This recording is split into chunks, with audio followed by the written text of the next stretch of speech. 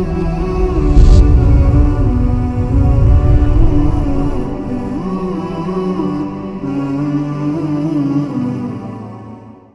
اللہ الرحمن الرحیم الحمد للہ رب العالمین والصلاة والسلام على اشرف الانبیاء والمرسلین وعلى آلہ واصحابہ اجمعین ومن تبعہم باحسان الى یوم الدین اما بعد۔ ناظرین کرام، القواعد المثلیٰ کی دوسری نشست میں آپ کا استقبال ہے۔ آج ہم لوگ انشاءاللہ شیخ ابن عثیمین رحمۃ اللہ علیہ کی اس مایہ ناز کتاب کے پڑھنے کا آغاز کریں گے۔ سب سے پہلے میں آپ کے سامنے شیخ ابن عثیمین رحمۃ اللہ علیہ کے مقدمے کو رکھنا چاہتا ہوں۔ مختصر سا مقدمہ ہے، لیکن اس مقدمے میں شیخ ابن عثیمین رحمۃ اللہ علیہ نے دو تین بڑی اہم چیزیں ہمارے سامنے رکھی۔ سب سے پہلے تو حمد و ثنا، اس کے بعد توحید اسماء و صفات کا بیان کہ اس کا درجہ کتاب و سنت کی روشنی میں دین میں کیا ہوتا ہے، اور خاص طور پر اسماء و صفات کے علم کی ہماری اور آپ کی زندگی میں کیوں ضرورت ہے، اور اس کے بعد اس کتاب کے لکھنے کی ضرورت کیوں پیش آئی، اس کا سبب کیا ہے۔ یہ کچھ باتیں شیخ ابن عثیمین رحمۃ اللہ علیہ نے اس میں ذکر کی ہیں۔ تو چلیے ہم اور آپ کتاب کے پڑھنے کا آغاز کرتے ہیں اور دیکھتے ہیں کہ شیخ ابن عثیمین رحمۃ اللہ علیہ نے اس میں کیا باتیں رکھی۔ بسم اللہ الرحمن الرحیم، الحمد للہ نحمده ونستعینه ونستغفره ونتوب إليه ونعوذ بالله من شرور أنفسنا ومن سيئات أعمالنا من يهده الله فلا مضل له ومن يضلل فلا هادي له وأشهد أن لا إله إلا الله وحده لا شريك له وأشهد أن محمدا عبده ورسوله صلى الله عليه وعلى آله وأصحابه ومن تبعهم بإحسان وسلم تسليما۔ یہ خطبۃ الحاجہ کے بنیادی کلمات شیخ ابن عثیمین رحمۃ اللہ علیہ نے لکھے ہیں اور ان سے اپنی کتاب کا آغاز کیا۔ اس خطبے کی تفسیر میں نہیں جاؤں گا، اس لیے کہ مختلف اہل علم ایسے ہی خطبات اور اللہ تعالیٰ کی تعریف اور توصیف کے کلمات سے کتابوں کا آغاز کرتے ہیں، خطابات کا آغاز کرتے ہیں۔ وبعد، حمد و صلات کے بعد، فإن الإيمان بأسماء الله وصفاته أحد أركان الإيمان بالله تعالى وهي الإيمان بوجود الله تعالى والإيمان بربوبيته والإيمان بألوهيته والإيمان بأسمائه وصفاته۔ اس پہلے قطعے میں ابن عثیمین رحمۃ اللہ علیہ نے یہ بات بیان کی ہے کہ اللہ تبارک و تعالیٰ کے اسماء و صفات پر ایمان لانا یہ اللہ پر ایمان کے ارکان میں سے ایک رکن ہے۔ آپ اور ہم جانتے ہیں کہ ایمان کے جو بنیادی ارکان ہیں 6، ان میں سے پہلا رکن ہے اللہ پر ایمان۔ حدیث جبریل میں جب حضرت جبرائیل علیہ السلام نے پوچھا مل ایمان، تو پیارے نبی صلی اللہ علیہ وسلم نے کہا تھا ان تؤمن باللہ، آغاز ہی ایمان باللہ سے کیا تھا، ان تؤمن باللہ وملائکتہ وکتبہ ورسلہ والیوم الآخر والقدر خیرہ وشرہ۔ ان میں سے جو پہلا رکن ہے ایمان باللہ، اس ایمان باللہ کے پھر کچھ ارکان ہیں۔ کتنے ارکان ہیں؟ شیخ ابن عثیمین رحمۃ اللہ علیہ نے یہاں 4 ارکان بیان کیے، اور اسی کو کئی اہل علم ایمان باللہ کے بجائے توحید کا عنوان دے کر توحید کی 3 قسمیں بیان کرتے ہیں۔ یہ بظاہر تقسیم کا صرف اختلاف ہے، ورنہ مشمولات ان کے پاس جو توحید کے نام سے تعارف کرواتے ہیں، جو ایمان باللہ کے نام سے تعارف کرواتے ہیں، مشمولات دونوں کے پاس ایک ہوتے ہیں، اس لیے کہ توحید ربوبیت میں یہاں جو 2 رکن شیخ ابن عثیمین نے الگ الگ کر کے بتائے وہ توحید ربوبیت میں داخل ہو جاتے ہیں۔ ایمان باللہ کے 4 ارکان ہیں۔ پہلا رکن ہے الایمان بوجود اللہ، اللہ تبارک و تعالیٰ کے وجود پر ایمان لانا۔ دوسرا رکن ہے الایمان بربوبیتہ، اللہ تعالیٰ کی ربوبیت پر ایمان لانا۔ تیسرا رکن ہے اللہ کی الوہیت پر ایمان لانا، اور چوتھا رکن ہے اللہ تعالیٰ کے اسماء و صفات پر ایمان لانا۔ اب جب یہ 4 رکن ہیں، اللہ پر ایمان لانے کے لیے ان 4 ارکان پہ ایمان لانا ضروری ہے، اور ان میں سے چوتھا اللہ تبارک و تعالیٰ کے اسماء و صفات پر ایمان لانا ہے، تو پھر وہ بات جو شیخ ابن عثیمین نے کہی نا کہ فَإِنَّ الْإِيمَانَ بِأَسْمَاءِ اللَّهِ وَصِفَاتِهِ أَحَدُ أَرْكَانِ الْإِيمَانِ بِاللَّهِ تَعَالَى، وہ بات بالکل واضح ہو جاتی ہے۔ تو اس اہمیت کو بیان کیا سب سے پہلے شیخ ابن عثیمین رحمۃ اللہ علیہ نے کہ اللہ پر ایمان کے 4 ارکان میں سے ایک رکن اللہ کے اسماء و صفات پر ایمان لانا ہے۔ اب اس کے بعد ایک عنوان باندھا ہے مقدمے ہی میں، منزلۃ العلم باسماء اللہ و صفاتہ من الدین۔ اب اسماء و صفات کا یہ جو مسئلہ، اگر کوئی آدمی اس کا علم حاصل کرنا چاہتا ہے یا ایک آدمی کو یہ معلوم ہونا ہے کہ اسماء و صفات کا یہ جو علم ہے اس کا درجہ دین میں کیا ہے، تو اس کو واضح کرنے کے لیے شیخ ابن عثیمین فرماتے ہیں وَتَوْحِيدُ اللَّهِ بِهِ أَحَدُ أَقْسَامِ التَّوْحِيدِ الثَّلَاثَةِ توحید الربوبیہ وتوحید الالوہیہ وتوحید الاسماء والصفات۔ کہتے ہیں اللہ تبارک و تعالیٰ کی اسماء و صفات کے ذریعے توحید، یعنی اللہ تعالیٰ کے اسماء و صفات کے ذریعے اللہ کی توحید کا اقرار اور اس کی پابندی کرنا، یہ اصل میں توحید کی جو 3 بنیادی قسمیں ہیں ان میں سے ایک ہے۔ توحید بنیادی مسئلہ ہے دین کا، تو پھر اس توحید کو پورا کرنے کے جو 3 دروازے ہیں، ربوبیت، الوہیت اور اسماء و صفات، تو ان میں سے ایک ذریعہ ہے یہ اسماء و صفات کا علم۔ تو جو بندہ اللہ تعالیٰ کے اسماء و صفات کا علم حاصل کرتا ہے وہ بندہ حقیقت میں اپنی توحید کو مکمل کرنے کی طرف آگے بڑھتا ہے۔ کہا وَتَوْحِيدُ اللَّهِ بِهِ، اسماء و صفات کے ذریعے اللہ تعالیٰ کی توحید کو ماننا، اقرار کرنا، اس کے تقاضوں کو پورا کرنا، احد اقسام التوحید الثلاثہ، توحید کی 3 قسموں میں سے ایک بات ہے توحید الربوبیہ وتوحید الالوہیہ وتوحید الاسماء والصفات۔ آگے کہتے ہیں فمنزلته فی الدین عالیہ واہمیتہ عظیمہ۔ اس سے معلوم ہوتا ہے کہ اس مسئلے کی، توحید اسماء و صفات کی، دین میں بڑی اونچی حیثیت ہے اور اللہ تبارک و تعالیٰ نے اس کا بڑا اونچا درجہ متعین کیا ہے اور اس کی بہت زیادہ اہمیت ہے۔ اب اس اہمیت کو واضح کرنے کے لیے ایک بڑا مسئلہ بیان کرتے ہیں، فرماتے ہیں وَلَا يُمْكِنُ أَحَدًا أَن يَعْبُدَ اللَّهَ عَلَى الْوَجْهِ الْأَكْمَلِ حَتَّى يَكُونَ عَلَى عِلْمٍ بِأَسْمَاءِ اللَّهِ تَعَالَى وَصِفَاتِهِ لِيَعْبُدَهُ عَلَى بَصِيرَةٍ۔ کہتے ہیں کہ کسی بھی آدمی کے لیے اللہ کی عبادت علی الوجہ الاکمل، یعنی پوری طرح سے کمال کے درجے تک پہنچ کر اگر کوئی اللہ تعالیٰ کی عبادت کرنا چاہتا ہے تو اللہ کی عبادت تو ہوگی، لیکن عبادت کو کمال تک پہنچا کر، اس کے اعلیٰ مقام تک لے جا کر، عبادت کے سب سے اعلیٰ مقام پر پہنچ کر اللہ کی عبادت اگر کرنا چاہتا ہے تو ایسا چاہنے والے کی چاہت پوری نہیں ہو سکتی، اس کا مقصود اسے حاصل نہیں ہو سکتا یہاں تک کہ وہ اللہ تبارک و تعالیٰ کے اسماء حسنی اور اللہ تبارک و تعالیٰ کی صفات علیہ کا علم حاصل کرے۔ اس لیے کہ اللہ کے اسماء و صفات کے ذریعے ہی اللہ تعالیٰ کی اس درجے میں جا کے بندہ عبادت کر سکتا ہے جو درجہ کمال ہے، جو درجہ کمال کا ہے، تمام کا ہے۔ یعنی یوں سمجھیے کہ ایک بندہ عبادت تو کر لے گا لیکن اپنی عبادت کو کمال کے درجے تک لے جانا ہے تو پھر بندے کو چاہیے کہ وہ اسماء و صفات کا علم حاصل کرے، اس لیے کہ تبھی اس کی عبادت علی وجہ البصیرہ، عبادت کے درجے کو پہنچ پائے گی۔ اب ایک دعویٰ شیخ ابن عثیمین نے رکھا نا، اس کی دلیل دیتے ہوئے فرماتے ہیں قال اللہ تعالی وَلِلَّهِ الْأَسْمَاءُ الْحُسْنَى فَادْعُوهُ بِهَا وَهَذَا يَشْمَلُ دُعَاءَ الْمَسْأَلَةِ وَدُعَاءَ الْعِبَادَةِ۔ کہتے ہیں کہ دیکھو جو بات میں نے کہی اس کی دلیل قرآن مجید کی آیت ہے جس میں اللہ نے فرمایا کہ وَلِلَّهِ الْأَسْمَاءُ الْحُسْنَى، اور اللہ تعالیٰ ہی کے لیے اسماء حسنی ہیں، فَادْعُوهُ بِهَا، تو تم اللہ کو اسی کے ذریعے پکارو، انہی اسماء کے ذریعے پکارو۔ اللہ تبارک و تعالیٰ نے سورہ اعراف کی آیت نمبر 180 میں یہ بات کہی۔ شیخ ابن عثیمین کہتے ہیں وَهَذَا يَشْمَلُ دُعَاءَ الْمَسْأَلَةِ وَدُعَاءَ الْعِبَادَةِ، اس آیت میں جو اللہ کو پکارنے یا اللہ سے دعا کرنے کی بات کہی گئی کہ فَادْعُوهُ بِهَا، ان اسماء حسنی کے ذریعے ہی اللہ تعالیٰ کو پکارو یا اللہ تعالیٰ سے دعا کرو، تو اس میں دعائے عبادت بھی داخل ہے اور دعائے حاجت بھی داخل ہے، جسے ہم دعاء المسئلہ یا دعاء السؤال کہتے ہیں۔ چاہے دعائے عبادت ہو یا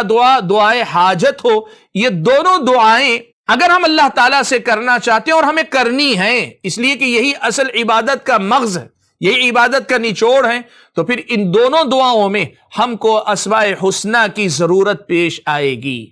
کیسے؟ میں اس کی وضاحت کر لیتا ہوں جو شیخ ابن عثیمین رحمۃ اللہ علیہ نے بھی ذکر کی ہے۔ دیکھیے دعائے عبادت کیا ہے، دعائے حاجت کیا ہے، اس کو ہم کو تھوڑا سا سمجھنا پڑے گا۔ دعائے عبادت یہ ہے کہ بندہ اللہ تبارک و تعالیٰ کی عظمت اور کبریائی اور اس کے کمال محبت میں ڈوب کر اس بات کا اعتراف کرے کہ میں تیرا بندہ ہوں، میں تیری حقیر سی مخلوق ہوں، تیری بندگی ہی میری زندگی کی سعادت ہے۔ بندہ اللہ کی تعظیم، اس کی کبریائی، اس کی بڑائی بیان کرنے کے لیے اللہ کو پکارے، جیسے کہ یا اللہ، یا رحمان، یا عزیز، یا غفور، یا ذا الجلال والاکرام، یا حی یا قیوم۔ تو اللہ تبارک و تعالیٰ کی عظمت اور کبریائی اور اللہ تعالیٰ کی عبادت کا اظہار اللہ کے سامنے کرنا بندہ چاہتا ہے، اس کو ہم کہتے ہیں دعائے عبادت۔ اور دوسری چیز ہے جس کو ہم کہیں دعائے حاجت، یعنی آدمی اپنی کسی دنیاوی ضرورت کے لیے اللہ تعالیٰ کو پکارے۔ اب دنیاوی ضرورت کیا ہوتی ہے؟ کوئی مرغوب چیز کا حصول ہوتا ہے، یا کوئی ایسی چیز جس سے وہ مرعوب یعنی خوف زدہ ہے، ڈرتا ہے، اس سے بچنا چاہتا ہے، یا تو کوئی اچھی چیز کا حصول ہے یا کسی بری چیز سے آدمی بچنا چاہتا ہے۔ انسانی حاجتیں بس اتنی ہی ہیں، تو ان میں سے ہر حاجت کا اللہ تبارک و تعالیٰ ہی سے معاملہ بندے کا جڑا ہوا ہے۔ کیوں؟ اس لیے کہ خیر و شر سب کچھ اللہ تعالیٰ ہی کے ہاتھ میں۔ اب اللہ تبارک و تعالیٰ ہی کے ہاتھ میں ہے، بیدک الخیر انک علی کل شیء قدیر، تیرے ہی ہاتھ میں خیر ہے، یعنی خیر و شر کے سارے معاملات تیرے ہی ہاتھ میں ہیں۔ تو پھر ظاہر بات ہے بندے کو اپنی حاجت اللہ تعالیٰ ہی سے طلب کرنی، اللہ تعالیٰ ہی سے وہ مانگنی۔ اب دعائے حاجت یعنی اپنی ضرورت کے لیے اگر اللہ تعالیٰ کو پکارتا ہے تو اس کو دعائے حاجت کہتے ہیں۔ اور اہل علم نے یہ بات ذکر کی ہے کہ دعائے عبادت اور دعائے حاجت کا آپس میں بڑا گہرا رشتہ رہتا ہے، اس لیے کہ دعائے عبادت سے بندہ دعائے حاجت تک پہنچنا چاہتا ہے، اور دعائے حاجت تک اگر پہنچنا چاہتا ہے تو اس کے لیے دعائے عبادت ضروری ہوتی۔ ان دونوں کا آپس میں بڑا گہرا رشتہ ہے۔ اب شیخ ابن عثیمین رحمۃ اللہ علیہ آپ کے اور میرے سامنے یہ کہنا چاہتے ہیں کہ اس آیت میں اللہ تعالیٰ نے جو بات کہی ہے کہ اللہ تعالیٰ کو پکارو، دعا کرو، اسماء حسنہ کے ذریعے ہی دعا کرو، تو شیخ ابن عثیمین آپ کے سامنے میرے سامنے یہ رکھنا چاہتے ہیں کہ بندہ اگر اللہ تبارک و تعالیٰ سے مانگنا چاہتا ہے، دعائے عبادت کرنا چاہے یا دعائے سؤال یعنی دعائے حاجت کرنا چاہے، دونوں طرح کی دعا میں اسے اللہ تبارک و تعالیٰ کے اسماء حسنہ کی ضرورت ہوگی۔ وہ جو بات شیخ ابن عثیمین رحمۃ اللہ علیہ نے کہی نا کہ کوئی بندہ اگر عبادت کمال کے درجے تک پہنچ کر کرنا چاہتا ہے، اللہ تبارک و تعالیٰ کی عبادت پوری بصیرت کے ساتھ کرنا چاہتا ہے، تو اسماء حسنہ کے بغیر وہ عبادت کمال کے درجے کو نہیں پہنچے گی۔ بندہ علی وجہ البصیرہ اللہ کی عبادت کرنے والا نہیں بن پائے گا۔ وہ اسی لیے نہیں بن پائے گا کہ دعائے مسئلہ ہو یا دعائے عبادت، یعنی دعائے عبادت ہو یا دعائے حاجت ہو، دونوں طرح کی عبادت میں اسے اسماء حسنہ کی ضرورت پیش آئے گی۔ کیسے؟ میں اس کی وضاحت تھوڑی سی اور کر دیتا ہوں، وہی مثالیں جو ابھی میں نے آپ کے سامنے دی۔ دعائے عبادت کا مطلب یہ ہے کہ بندہ یہ کہتا ہے یا اللہ، یا رحمان،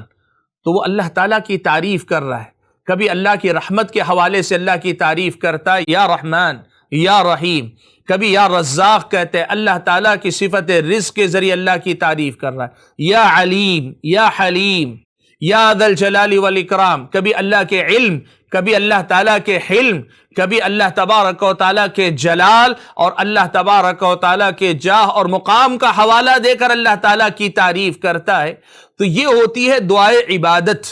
کہ بندہ اللہ کی محبت میں ڈوب کر اور اس کی عظمت اور کبریائی کے اعتراف میں بے ساختہ اللہ تعالیٰ کو پکارتا ہے، اللہ تعالیٰ کے ناموں کے ذریعے اللہ تبارک و تعالیٰ کے سامنے اپنے عجز و انکسار کا اظہار کرتا ہے۔ یہ دعائے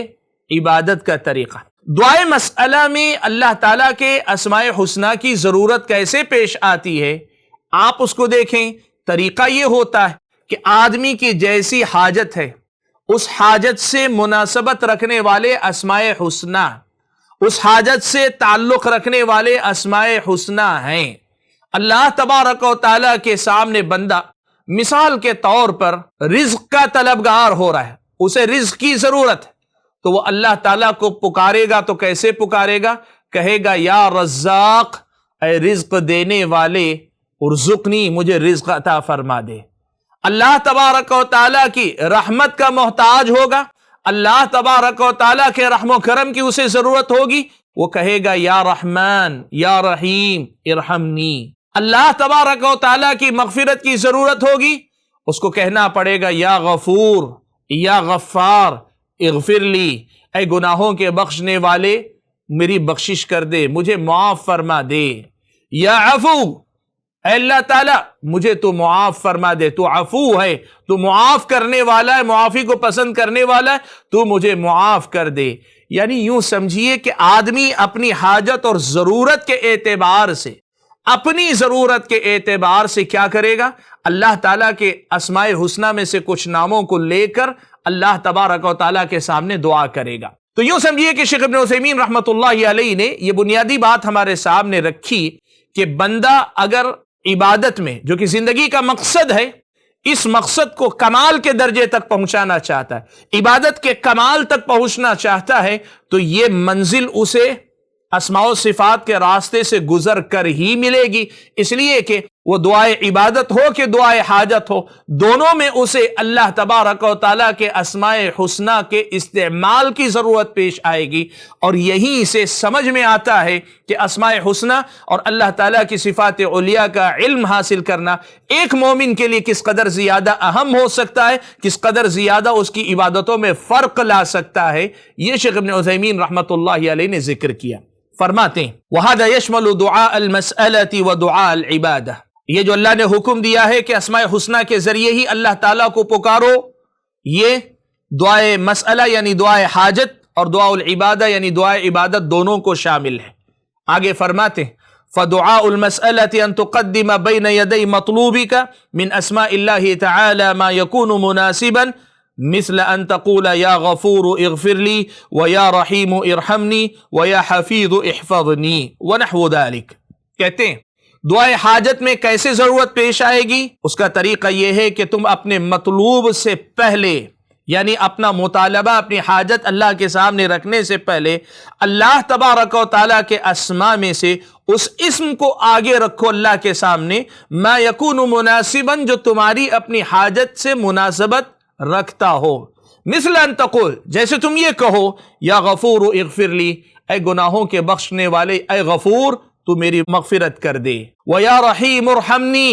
اے رحیم اے رحم کرنے والے تو مجھ پہ رحم فرما، ویا حفیظ احفظنی، اے حفیظ اے حفاظت کرنے والے تو میری حفاظت فرما، ونحو ذالک، ایسے ہی دیگر اسماء انسان کی اپنی حاجتوں سے مناسبت رکھنے والے ان اسماء کے ذریعے اللہ تعالیٰ کو پکارے۔ ودعاء العبادہ، اب دعائے عبادت میں کیسے انسان کو ضرورت پیش آتی ہے، یا دعائے عبادت میں اسماء حسنہ کا استعمال کیسے کرے گا؟ ان تتعبد اللہ تعالی بمقتضى هذه الاسماء فتقوم بالتوبة الیہ لانہ التواب۔ دعائے عبادت کا مطلب یہ ہے کہ تم اللہ تبارک و تعالیٰ کی عبادت ان اسماء حسنہ کا جو تقاضا ہوتا ہے ان تقاضوں کو پورا کرتے ہوئے اللہ تعالیٰ کی عبادت کرو۔ فتقوم بالتوبۃ الیہ، اسی لیے جب توبہ کرنا ہو تو اللہ ہی سے توبہ کرو، لانہ التواب، اس لیے کہ وہی توبہ قبول کرنے والا ہے، اللہ کے علاوہ ادھر ادھر کے چکر میں نہ پڑو کہ توبہ ان کے ہاتھ میں نہیں ہے۔ تو یہ دعائے عبادت ہے کہ اس تواب کو یاد رکھ کر اسی کی طرف توبہ کرو۔ وتذکرہ بلسانک لانہ السمیع، تم اس اللہ کا ذکر اپنی زبان سے کرتے رہو، اس لیے کہ اللہ تعالیٰ کا نام السمیع ہے، وہ سننے والا ہے۔ دعائے عبادت یہ ہے کہ اللہ کا ذکر تم کرتے ہو تاکہ اللہ کو سنا سکو، تو السمیع کا تقاضا۔ وتتعبد له بجوارحک لانہ البصیر، تم اپنے اعضاء و جوارح سے اللہ تعالیٰ کی عبادتیں انجام دیتے رہو، اس لیے کہ اللہ بصیر ہے، اللہ دیکھتا ہے، اور اللہ دیکھنا چاہتا ہے کہ تم اللہ تبارک و تعالیٰ کی کیسے عبادت کرتے۔ وَتَخْشَاهُ فِي السِّرِّ، تم تنہائیوں میں یا خلوتوں میں اللہ تبارک و تعالیٰ سے ڈرتے رہو، یا اپنے اندرون میں باطن میں اللہ تعالیٰ کی خشیت کو بسائے رکھو۔ لِأَنَّهُ اللَّطِيفُ الْخَبِيرُ، اس لیے کہ اللہ تعالیٰ لطیف ہے، خبیر ہے، یعنی باریک بین ہے، باخبر ہے۔ وَهَكَذَا، ایسے ہی دعائے عبادت ہوا کرتی ہے۔ اس مقدمے میں शेख इब्न उसैमीन रहमतुल्लाहि अलैहि ने अल्लाह तबारक व तआला के अस्माए हुस्ना की अहमियत को बताने के लिए ये बुनियादी कुछ बातें रखी हैं, और इन बातों को रखने के बाद मुकद्दमे का खातिमा शेख इब्न उसैमीन रहमतुल्लाहि अलैहि ने इस किताब के लिखने की वजह बयान करने पर किया। यानी मुकद्दमे का इख्तिताम होता है सबब तालीफी हादल किताब, ये किताब शेख इब्न उसैमीन रहमतुल्लाहि अलैहि ने क्यों लिखी। कहा वमिन अजली मंजिलतिही हादिह, सबसे पहली वजह तो ये कि अभी आपके सामने जो अस्माए हुस्ना का जो दर्जा बयान हुआ, दीन में उनका जो मुकाम बयान हुआ, और एक बंदे की जिंदगी में अस्माए हुस्ना की कितनी अहमियत है, कितनी जरूरत है, ये जो तज़किरा हुआ, इस अहमियत के पेश नज़र एक वजह तो यह है किताब लिखने की, वमिन अजली कलामिन नासि फीही बिलहक़्क़ि तारतन व बिलबातिल लिन्नाशि अनिल जहली अव तअस्सुबि तारतन उखरा। दूसरी वजह यह बनी कि लोग अस्माए हुस्ना के बाब में जो लिखते बोलते हैं, उनमें से कुछ लोग तो अल्हम्दुलिल्लाह हक की पैरवी करते हुए लिखते बोलते हैं और हक के तकाज़ों को पूरा करने के लिए लिखते हैं, लेकिन वहीं ऐसे भी होता है कि कई बार लोग जहालत और ताज्जुब की जद में आकर अस्माए हुस्ना के बाब में बात करते हैं तो गलत सलत बात करते हैं, गलत बातें अल्लाह ताला के अस्माओ सिफात के बाब में दाखिल कर लेते हैं। वो बातिल जो लोगों की जहालत और ताज्जुब की वजह से कई बार डर आता है, ऐसा भी बोलने वाले लोग मौजूद हैं। ये सूरत हाल जब शेख इब्न उसैमीन रहमतुल्लाहि अलैहि ने देखी तो उनको ये महसूस हुआ कि एक ऐसी किताब लिखी जानी चाहिए जिनमें ऐसे कवाइद और ज़वाबित मुतय्यन कर दिए जाएं कि कोई भी इस इल्म में दाखिल अगर होना चाहता है तो किताब और सुन्नत की रोशनी में तय करदा इन ज़ाबितों की पाबंदी करे, पासदारी करे, लिहाज करे, ताकि वो ज्यादा हक से भटके नहीं, सही रास्ते से दाएं बाएं हो नहीं। कहते हैं वमिन अजली कलामिन नासि फीही बिलहक़्क़ि तारतन व बिलबातिलिन नाशि अनिल जहली अव तअस्सुबि तारतन उखरा अहबब्तु अन अक्तुब फीही मा तयस्सर मिनल क़वाइद। मेरी ख्वाहिश हुई कि इस किताब में कुछ ऐसे क़वाइद बयान कर दूं जिनकी अल्लाह ताला मुझे तौफीक दे, राजियम मिन अल्लाह ताला, इस उम्मीद के साथ अल्लाह ताला से ये आरजू, ये उम्मीद लगाते हुए अन यजअल अमली खालिसन लिवजही, कि अल्लाह ताला मेरे इस अमल को उसके अपने चेहरे के लिए खालिस रखे, मुवाफिकन लिमर्दाती, उसकी अपनी मर्जी के मुवाफिक मेरे अमल को कर दे, नाफिअन लिइबादी, इस किताब को बंदों के लिए नाफिअ बना दे। और यकीन माने किताब के नाफे होने का मुशाहदा हम कर रहे हैं तो अल्लाह से उम्मीद करते हैं जिस तरह ये तीसरे नंबर वाला कलीमा अल्लाह ने कबूल किया है, बिइज़्निल्लाह अल्लाह ताला ने वो इखलास वाली दुआ और उसके साथ साथ अल्लाह ताला की मर्जी के लिए किया जाने वाला अमल इसे बना ले, ये दुआ भी अल्लाह ताला ने इंशाअल्लाह कबूल की होगी। और फरमाते हैं आखिर में वसम्मैतु, मैंने ये किताब जो लिखी है इसका नाम मैंने खुद ये रखा है अल क़वाइदुल मुस्ला फी सिफ़ातिल्लाहि तआला व अस्माइहिल हुस्ना, यानी मिसाली कायदे, आप उसको चाहें तो मेयारी कवाइद कह दें, या आप या चाहें तो यूं कहें इंतहाई बारीक बीनी और नज़ाकत के साथ तरतीब दिए गए वो कायदे, वो ज़ाबिते जो अस्माए हुस्ना और अल्लाह ताला की सिफ़ात उलिया के सिलसिले में बंदों को अपनाने चाहिए, इख्तियार करने चाहिए। देखिए, नाम की वजाहत के सिलसिले में एक छोटी सी बात आपके सामने आज की मजलिस ख़त्म करने से पहले मैं कह देता हूँ। पुराना दौर ऐसा था कि लोग पुराने दौर में किसी भी उन्वान पर सिर्फ एक मिसाल दे दी जाती तो लोग पूरी उसकी हदबंदी समझ लेते थे, लिमिट उसकी समझ लेते थे, उसका जाबिता समझ लेते थे। इसीलिए पुराने दौर में सहाबा ताबीन वगैरह के दौर में आपको ये जो तारीफ, डेफिनेशन जिसे कहते हैं, तारुफ और जाबिते जिसे कहते हैं, कायदे कवानीन, इनकी जरूरत उस दौर में कम महसूस की जाती थी या नहीं महसूस की जाती थी। जब इल्म गहरा होता है तो सिर्फ मिसाल ही काफी हुआ करती, लेकिन जैसे जैसे जमाना आगे बढ़ता जाता है, जैसे जैसे लोग आगे बढ़ते जाते हैं, इल्म कमजोर होता जाता है, तो इल्म को अशवाइयत